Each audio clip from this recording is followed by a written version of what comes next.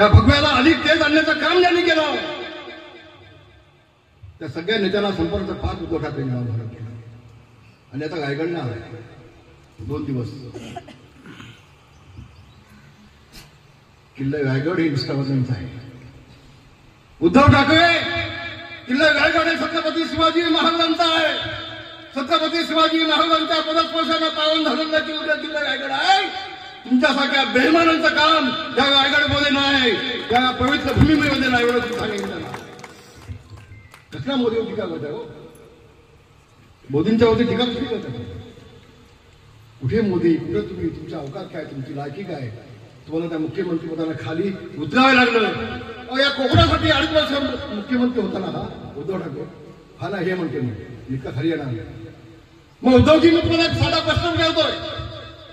2.5 वर्षामध्ये तुमच्या मुख्यमंत्रीच्या कालावधीमध्ये कोकणासाठी तुम्ही नेमकं काय केलं, किती निधी दिला ते सांगा. हा सांगू शकत नाही उद्धव ठाकरे, नाही बोलू शकत. आता फक्त पोपटपंची चालली त्याची पोपटपंची. सांग ना काय केलं. इतकं मोठं फॅन वगैरे आलं होतं. समुद्र किनारा सगळा बेजगार झाला होता, संपला होता. लाखो आमचे मच्छीमार बांधव संकटात सापडले होते. शरद पवारांसारखा माणूस या वयामध्ये 82 वयामध्ये 3 दिवस येऊन बसले होते कोकणामध्ये जनतेचे आसू पुसण्यासाठी.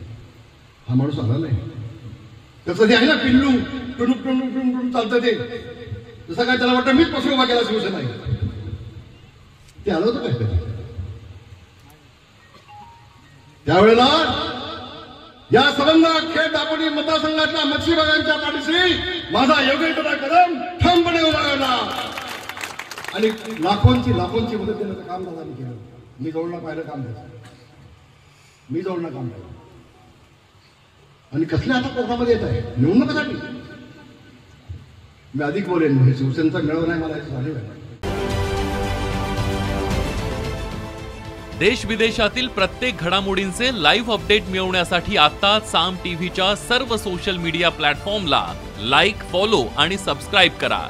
तसंच सर्व नोटिफिकेशनसाठी बेल आयकॉन प्रेस करायला विसरू नका.